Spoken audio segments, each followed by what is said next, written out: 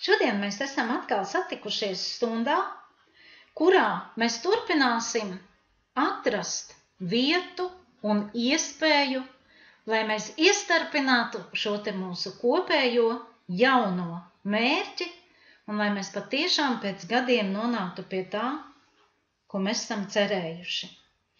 Un te es šodien gribu iesākt, es jums iedošu testu, un jūs paši pārbaudīsiet savu laika plānošanas prasmi un atradīsiet vājos punktus, bet sākumā es gribēju vērst nelielu pārdomu brīdi, bet šoreiz es esmu paņēmusi Stīvena Koveja grāmatu Sāc ar svarīgāko.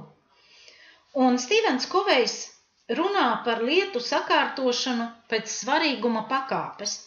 Jo mūsu ikdiena, ja jūs tagad pasēdēsiet un padomāsiet, kā viņa rit, un arī pēc maniem norādījumiem pamēģināsiet viņu analizēt, jūs faktiski redzēsiet, ka mēs visu laiku skrienam kā vāveres ritenī un paši neapjēdzam, pat kur mēs gribam nonākt. Un tāpēc, lūk, tas ir tas, ko mēs kopā mācīsimies, strādāsim un mēģināsim sākt dzīvot tā, kā vajadzētu dzīvot. Un, zināt, šeit tāda interesanta lieta, par ko ir vērts aizdomāties, kad cilvēks uzaicināja ainavu arhitekti, lai viņa izstrādā viņam dārzu. Un šī stāsta būtība patiešām liek padomāt. Un viņa teica tā, ka ja nav dārznieka, tad nav arī dārza.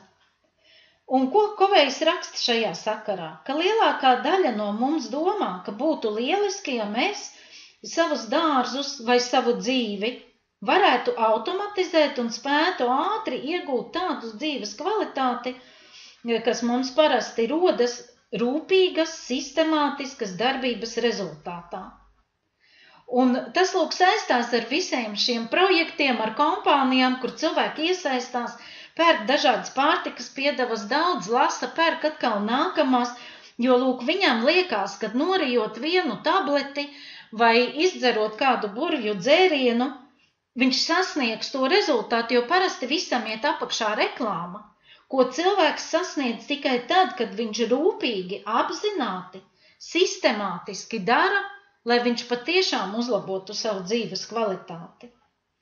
Un, diemžēl, dzīvē tā nemēdz notikt, un tāpēc mēs kopā mācīsimies un iesim soli pa solim, jo arī šos mērķus, uz ko mēs tiecamies, viņi netiks sasniegti tik ātri, kā mēs domājam. Arī es jums nevaru iedot dzērienu, kā burvju dzērienu no karotes, ar kuru jūs uzreiz sasniegsiet to rezultātu, ko mēs esam sasnieguši strādājot daudzu gadu garumā. Un mēs nevaram iesēt pāris sēklas un turpināt savu ceļu, un pēc tam, atgriežoties mājās, domāt, ka mums būs skaists, zaļš, veselīgs dārzs. Un mēs nekad nevaram cerēt, ka, ja mēs pavirši to darīsim, ka mēs pēc tam rudenī varēsim novākt pilnu grozu ar kartupeļiem, ka mums būs daudz burkānu vai jebkas cits, ko mēs būsim iesējuši. Ja mēs iesēsim un nekopsim šo dārzu, tad, protams, ka rudenī mums dārzs būs pilns ar nezālēm un raža mums būs tikai attiecīgi tik, cik mēs būsim tam veltījuši laiku. Un tieši tāpat ir arī ar šo mūsu projektu, un tieši tāpat ir ar šo laika plānošanu. Tāpēc es iešu soli pa solim, aizpildiet tagad to testu, paņemsim papīra lapu un pildspalvu, un novērtēsim, un es arī nedaudz pat pakomentēšu, kā šis tests var saskanēt tieši ar jūsu dzīvi, jo šis tests ir ņemts no vadības teorijas, tā kā es esmu daudz gadus strādājusi kā pasniedzēja augstskolās un konsultējusi, tad toties pretēji, ja jūs esat vienkārša darba darītājs, jums tomēr šīs prasmes būs vajadzīgas. Un tad jūs varēsiet atkal pēc kāda brīža pacelt šo video un paskatīties, kas tad ir sanācis un kas pie kā vēl ir jāpiestrādā. Un laika plānošana mums ir vajadzīga vienmēr, tas nav pašmērķis, bet tas ir līdzeklis, lai mēs sasniegtu savu mērķi. Jo ikdienā mums, protams, laika plānošana ir kaut kādi galvenie uzdevumi. Pats pirmais, ko mēs saplānojam, tas ir, lai mēs nokļūtu no mājas līdz darbam un atpakaļ jau tad kā sanāk. Ja? Reti, kad cilvēks plāno, un tieši tāpēc lūk, arī cilvēki nesasniedz rezultātus, kādus viņi varētu sasniegt. Un jums jāatbild, rakstīsiet tikai cipariņu un atbilde jā vai nē. Kā jūs vērtējat savu prasmi plānot laiku tieši šajā brīdī? Un pirmais jautājums ir sekojošs. Vai jūs pierakstāt mērķus, kuri ved uz panākumiem? Jā vai nē? Un redzat, te jau jūs uzreiz varēsiet sev uzdot jautājumu, kādi tad vispār jums ir dzīvē mērķi? Vai jūs vispār esat kādreiz rakstījis mērķi, vai tas ir tikai galvā, kad jūs domājat, kas jums ir jāizdara? Un tieši tāpēc ļoti bieži rodas šis haoss. Bet ļoti labi, ja jūs arī savus ģimenes mērķus, ko jūs gribat sasniegt, ka jūs viņus sāksiet rakstīt. Un tālāk jau otrais punkts ir sekojošs. Saskaņojiet šos mērķus ar priekšnieku gadījumos, kad viņam ir saistība ar to. Atkal jūs atbildat jā vai nē, bet tiem cilvēkiem, kuri nestrādā vadošu darbu, jūs šajā gadījumā varat padomāt, vai, ja jūs rakstat mērķus, vai jūs viņus saskaņojat, piemēram, ar savu otru pusi, vai ar cilvēku, ar ko jums ir ļoti cieši saistītas attiecības, un no kā ir atkarīga šī jūsu mērķu sasniegšana vai varbūt nesasniegšana. Trešais punktiņš. Padomājiet šobrīd, vai jūs jau šodien radāt tāda cilvēka priekšstatu, kurš ir labi organizēts, kurš ir patiešām profesionālis, un kuram vienmēr pietiek laiks, lai viņš spētu ar cilvēkiem kontaktēt. Lai nebūtu tā, ka viņš ir saraustīts un nervos. Ja arī jums nav bijusi vajadzība runāties ar cilvēkiem, tad padomājiet, vai uzrunājot kādu cilvēku, viņam radīsies tāds priekšstats, ka jūs esat labi organizēts, mierīgs un nosvērts cilvēks. Ceturtais jautājums. Vai jūs veltat pietiekami daudz laika darbam pie nopietniem projektiem? Te ir jautājums, vai jūs esat vispār kādos projektos kādreiz iesaistījušies, vai jūs esat kaut ko nopietnu sākuši darīt. Konkrēti šajā gadījumā šis projekts ir ļoti nopietns, un patiešām šim projektam ir nākotne, un tāpēc jums jāsaprot, vai jūs to uztverat kā kārtējo, kuru var nolikt malā un varbūt doties atkal kaut kur uz nākamo, vai jūs patiešām spējat aptvert viņa nopietnību un viņa iespējas, kas patreiz stāv jūsu priekšā. Piektais jautājums.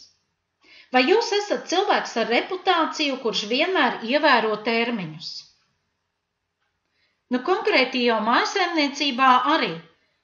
Ja jūs solat, vai jūs izpildat, un vai jūs varat izpildīt laikā? Sestais jautājums. Tas ir tāds diezgan specifisks, bet jūs varat sasaistīt viņu arī ar savu ikdienas dzīvi. Vai jūs jautājat sekretārei, lai viņa izdara kādu darbu jūsu vietā? Mājās tas nozīmē, kad jums ir ļoti saspringts darba grafiks, un jūs lūk jautājat, vai jūsu ģimenes loceklis varētu jūsu vietā šo darbu izdarīt. 7. jautājums. Vai jūs dažreiz strādājat ārpus dienesta telpām, lai koncentrētos kādai konkrētai lietai? Savukārt mājas gadījumā, ja jums patiešām ir jāgatavojās kaut kam nopietnam, kaut kas jāatceras, ja jūs mācaties, vai ir kāda nopietna lieta, un jūs dodaties varbūt pilnīgi ārā pie dabas, mežā vai vēl kādā citā telpā un sakat, lai jūs netraucē, lai jūs patiešām varētu efektīvi un kvalitatīvi šo darbu paveikt. 8. Vai jūs ātri dodat atbildes uz vēstulēm? Šajā gadījumā tas ir patiešām tas gadījums, kad arī mēs iepazināmies sociālajā tīklā, vai varbūt vienalga, ja jūs dodaties sociālajos tīklos, bieži kāds kaut ko raksta, un tad lūk ir šis jautājums, vai jūs uzreiz atbildat uz to vēstuli, vai jūs vēstuli aizverat, un ļoti bieži ir tā, ka šī ikdienas rutīna pārklāja, un cilvēks neatbild uz vēstuli, jo viņš pavisam par viņu ir aizmirsis. Es personīgi vienmēr, kā es izlasu, kaut ja tas ir kāds apsveikums, es pasaku paldies, bet tas ir mans princips, uzreiz dot atbildi tieši tāpēc, lai patiešām cilvēks saņemtu šo atbildi. 9. jautājums. Vai jūs atzvanāt tiem, kas jums zvanīja pietiekami operatīvi? Tas ir, jums zvanīja, jūs šajā brīdī runājāt pa telefonu, vai arī varbūt jums vienkārši pateica, ka jums zvanīja, vai jūs to darat pietiekami ātri? 10. jautājums. Vai jūs izmantojat biroja tehniku sava laika taupīšanas nolūkos? Kas ir biroja tehnika? Tas ir printeris, tas ir skeners. Tie tikpat labi var būt arī fotoaparāti un dažādas citas programmas. Arī viņas mūsu darbā ir gandrīz jāsaka primāri nepieciešamas, kad mēs sākam nopietni strādāt. 11. Vai jūs apzināti nolemjat nedarīt kādu darbu līdz brīdim, kamēr kāds neizrādīs neapmierinātību? Šeit varētu būt runa mājās arī, ka tas ir kaut kāds rutīnas darbs, un jūs skaidri apzināties, ka šis darbs ir atliekams uz vēlāku laiku, un tāpēc jūs viņu noliekat apzināti malā. Un tad, kad jau tas laiks būs pienācis, tad noteikti tas cilvēks, kuram tas bija vajadzīgs, viņš jums par to atgādinās. 12. jautājums. Vai jūs katru dienu sastādat savu dienas plānu? Tas ir telefonu sarunu sarakstu un dažādu darāmo darbu sarakstu, kas jums ir jāveic tieši šodien. Redzat, šeit mēs nonākam pie tā jautājuma, jo varbūt jūsu darba specifika jau to prasīja, vai varbūt jūs patiešām esat cilvēks izglītots, un, lai nenonāktu liekā stresā, jūs to darat. Tad atbildat ar jautājumu, vai jūs to darat šodien jau, vai nē. 13. Vai jūs bieži ņemat darbu uz mājām, tad, kad ir brīvdienas? Vai arī, piemēram, mājsaimniecībā to darbu, ko varēja izdarīt darbdienā, jūs tomēr novilkāt līdz brīvdienām un darat viņu? Vai uzņematies brīvdienās varbūt vēl kāda cita veicamos darbus? 14. Vai jūs jūtat, ka labāk darbu veikt pašam, nevis apmācīt citu to izdarīt jūsu vietā?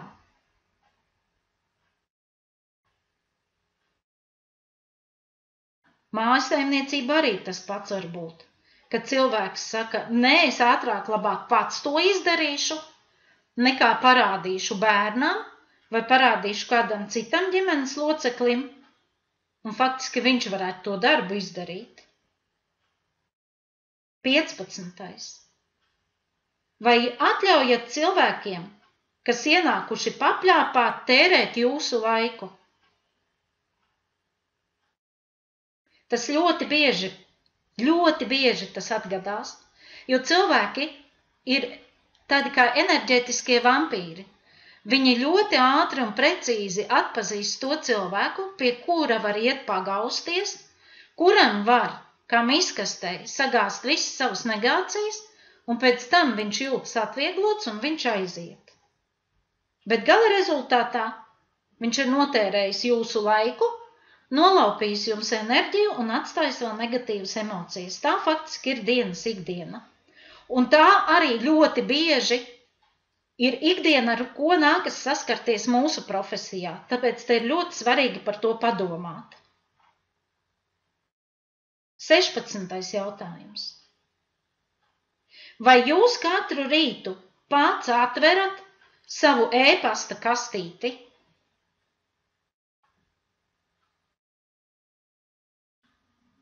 Septiņpadsmitais. Vai rakstāt vēstules un citu dokumentu tekstus un pēc tam tos dodat noformēt kādam citam?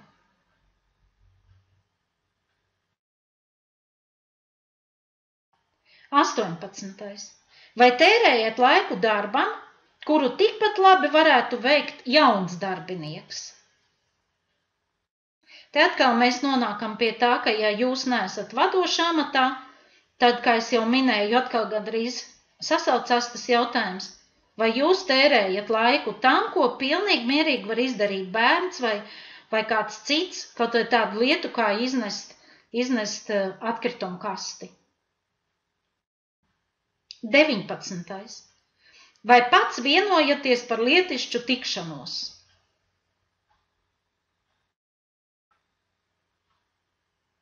20. Vai tērējat laiku kārtojot dokumentus pa failiem vai meklējot vajadzīgo mapīti? Redzat, šeit nedaudz atšķirās vadošam darbiniekam, jo kārtot dokumentus tos parasti dara sekretāra lietvede, un jūsu gadījumā drīzāk, piemēram, mūsu gadījumā tas pat ir labi, ja mēs atbildam, ka jā, mēs tērēsim laiku, jo mēs arī šos dokumentus veidosim, un mums patiešām viņi jāliek vienā mapītē, lai mēs varētu strādāt un pēc tam dot citiem cilvēkiem. Bet uzņēmumu gadījumā, protams, kad ja priekšnieks pats to dara, tad tas nepie kā laba nenoved. 21. jautājums. Šad un tad ejat uz mājām ar sajūtu, ka visu dienu jums traucēja strādāt. Pārtrauca, novērsa.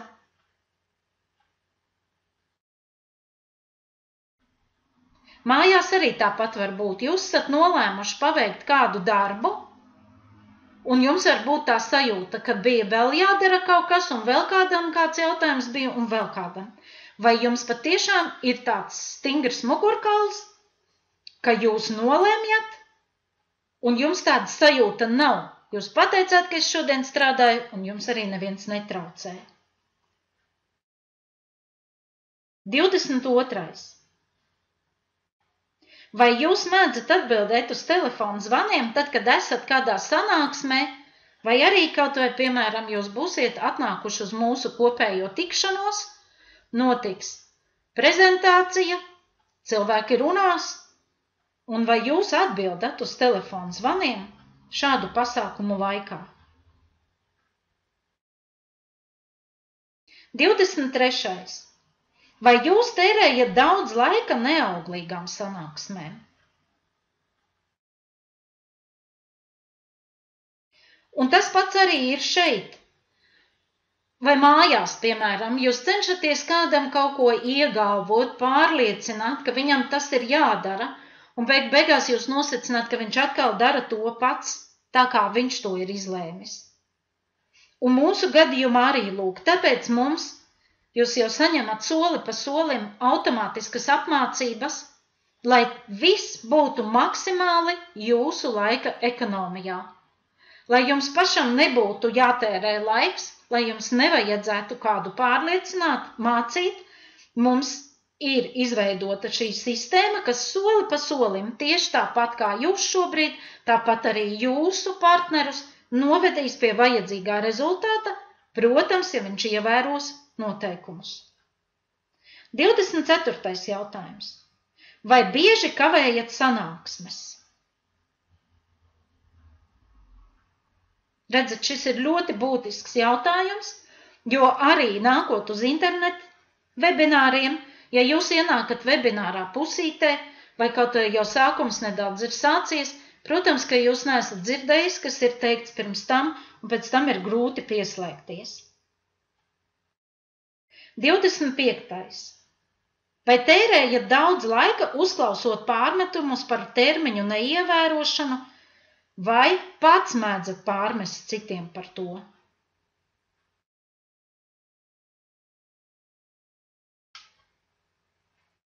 Divdesmit sestais.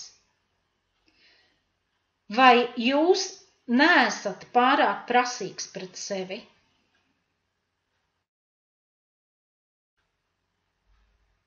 Divdesmit septītais. Vai jūs piekrītat, ja jums lūdz izdarīt kaut ko tādu, ko varētu paveikt kāds cits?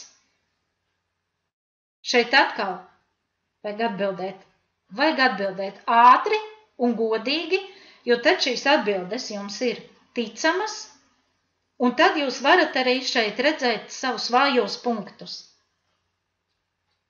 Un kāda ir atslēga?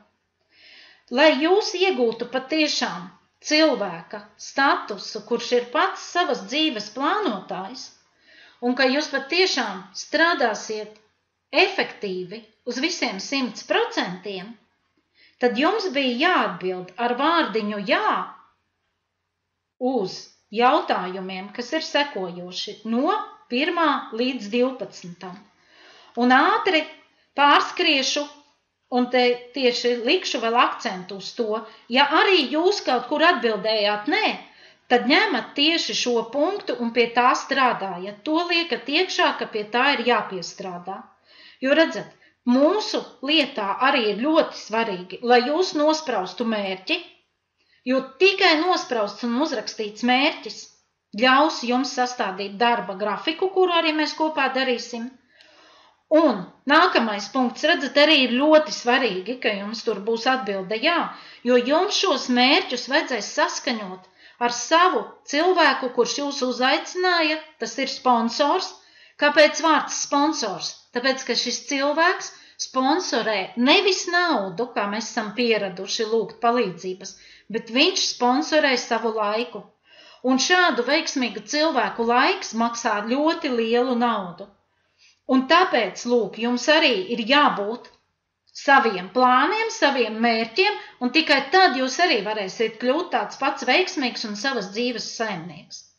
Un lūk, šis te priekšstats arī ir ļoti svarīgs, jo ja jums jau būs uzrakstīts mērķis, jums būs uzrakstīts darba plāns un grafiks, tad, kad jūs iesiet pie cilvēka uz sarunām, ja arī jūs iepriekš tāds neesat bijis, viņš redzēs, ka jūsos kaut kas ir mainījies, un ka jūs patiešām jau esat organizēts cilvēks, un arī tad jūs savu sarunu varēsiet ļoti ātri pareizi sakārtot un ātri arī beigt. Un vēl, protams, ko es minēju, ka jums noteikti vajag sevi novest līdz tādam stāvoklim, lai jūs šo projektu uztvertu ļoti nopietni, un lai jūs nevienam nedotu iespēju par šo projektu pasmieties, vai paņergāties kā par vienu no entajiem. Tieši tas dos lūk šo te jūsu patiešām savas dzīves saimnieka noteicēja pozīciju. Kas vēl mums bija pie tiem pirmiem 12? Vai esat cilvēks ar reputāciju, kurš ievēro termiņus? Jo redzat, mums arī nākamie uzdevumi, ko jūs saņemsiet, visa mūsu plānošana, būs tieši tāda, kad sponsors jums būs iedevis lapu, jūs ar sponsoru sakārtosiet šos te savus termiņus, un sponsors zinās, ka lūk, tajā un tajā datumā, tajā un tajā laikā jūs būsiet paveicis to vai citu uzdevumu. Un ja arī nebūsiet, tad skatīsies kopā, kāpēc šajā termiņā jūs nevarējāt iekļauties, jo noteikti mērķus mēs parasti nospraužam sasniedzamus. Tas ir mūsu šāds te uzstādījums, lai tas tā būtu. 6. jautājums, kas mums bija, vai mēs jautājam sekretārei, kādu darbu viņa varētu veikt mūsu vietā. Jo tas lūk arī ir tas, ko šajā gadījumā es varu palūgt jums, jo jūs patiešām šo darbu izdarot, paši iemācīsieties kaut vai, piemēram, novadīt vienu webināru, vai varbūt viņš varbūt kaut nedaudz zemākā kvalitātē sākumā, bet viņš būs novadīts un reizē arī jūs savu praksi iegūsiet. Vēl bija jautājums, vai jūs strādājat ārpus telpām, kad jums ir jāsakoncentrēs konkrētai lietai.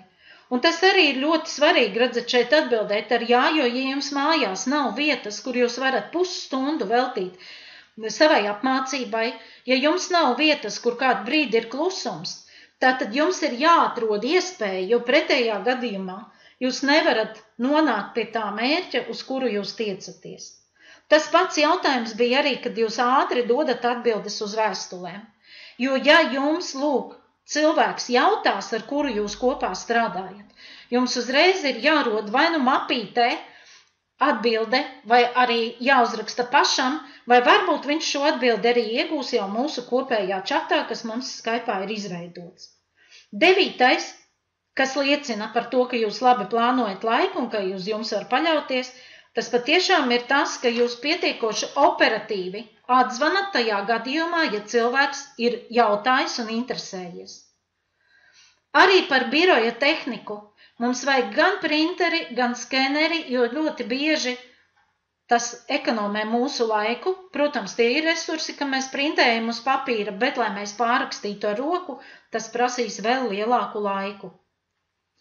Un lūk, 11. jautājums bija, ka jūs apzināti nedarīsiet kaut kādus sīkumus, kas jums nav jādara, mēs arī par to paskatīsimies, kādā veidā pie laika plānošanas viņus atrast, lai jūs maksimāli varētu sakoncentrēties tieši uz šo projektu un uz projektu mērķu sasniegšanu.